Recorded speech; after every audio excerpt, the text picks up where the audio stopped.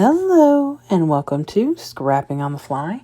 My name is Kristen and I'm here with day 19 of 30 Days of Sketches with Christy's Beautiful Life Series 14, a series full of exclusive sketches. And this one is by Ruth Lewendon, and her Instagram and any other information is going to be either down below or you just saw it on the sketch. And I have these 4 pictures of the February birthdays in 2014 at my family's house, and I'm going to use my Simple Stories, the Simple Life collection, and document, and I stick pretty close to the sketch. Again, I'm doing a lot of that this month. So I've got lots of wordy bits and lots of ephemera, and I'm going to try and do something along the lines with this big title, but I don't normally do that, so I've got my paper, 6x8 and the 12x12. I've got my embellishments. I've got my 4 pictures and this really cool sketch. So let's see how this goes.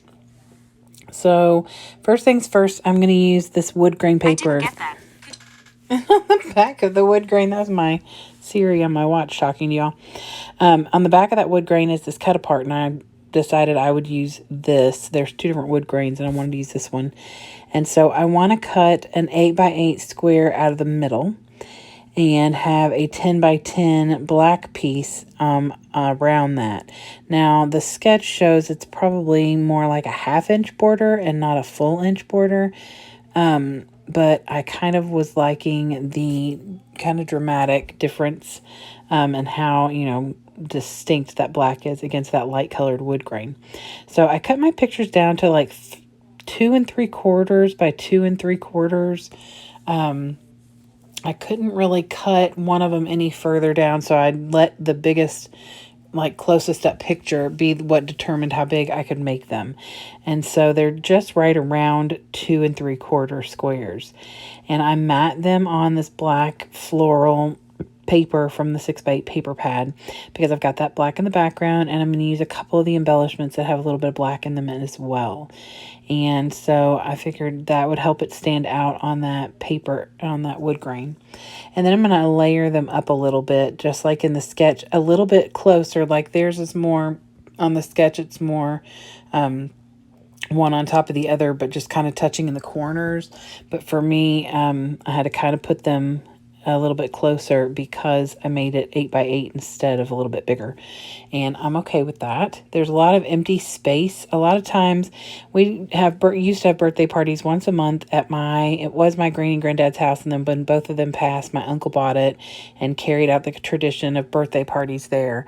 And there was always these loud tablecloths, and in the background they used to cover all my granddad's fishing tackle and stuff up with these very loud tablecloths. And also there's usually fishing poles in the background and red Solo cups or water bottles. They were always in the picture. So I'm grateful that I was able to trim these down to where most of that's covered. And then some of the overlapping of the pictures covers up some of it too. So I always have this red curtain, and you can see it in that top picture especially. And it is not the most lovely thing to have a picture. It's always in the background of the pictures. So anyway, so I overlap those pictures, and I pull out these wordy bits that say together and the word family, and I'm going to try and add a little bit more to that to kind of give it that longer title. It's not really big necessarily, but it does take up most of that side. And so then I just pulled some little bits out and decided to put the little houses at the embellishments where she has the stars, except I did move the one embellishment cluster to the top left corner of the 8x8 because of where the gap was in the picture, as well as because I found that little kitchen bar that has the cutting boards and stuff, and it says gather, eat, laugh, because that is the most fitting thing ever, because that is exactly what we used to do at my grandparents' house, and then, like I said, my uncle's. So it was always one of my favorite places to be. My grandparents lived there my whole life, almost my mother's whole life. She lived there growing up. And so, like I said, when my grandmother, who passed about 10 years after my grandfather, but when she passed away, my uncle bought the house, so we didn't lose it. And he just sold the house in 2016. So It's been a big part of our family for a long time. So I definitely miss times there, but also understood why he had to sell the house. So I add this little all of us, because now it can say all of us together. And then I'm going to add another little word in between. So it says all of us together, always family. And then, of course, that gather, eat, laugh is up at the top if you really wanted to extend the title. I put it over too far, so I'm going to move it over. I love Nuvo Deluxe adhesive because I just pretty much rubbed on that and you can't see it anymore. And especially once it's completely dry, but I just love how it works and it holds and everything.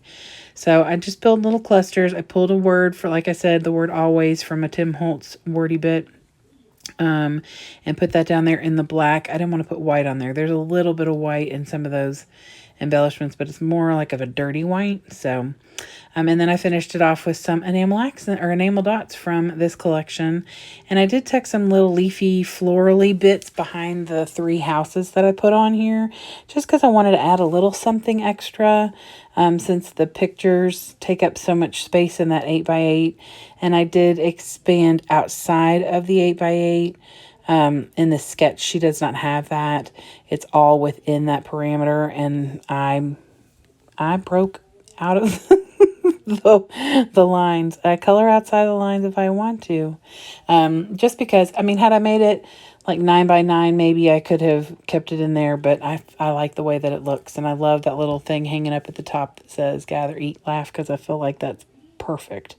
So anyway, here is the close-up of my layout. This one took me about 35 minutes, which is pretty good, and I love the way it turned out. Getting another memory documented, looking at some pictures of my dad always makes me smile.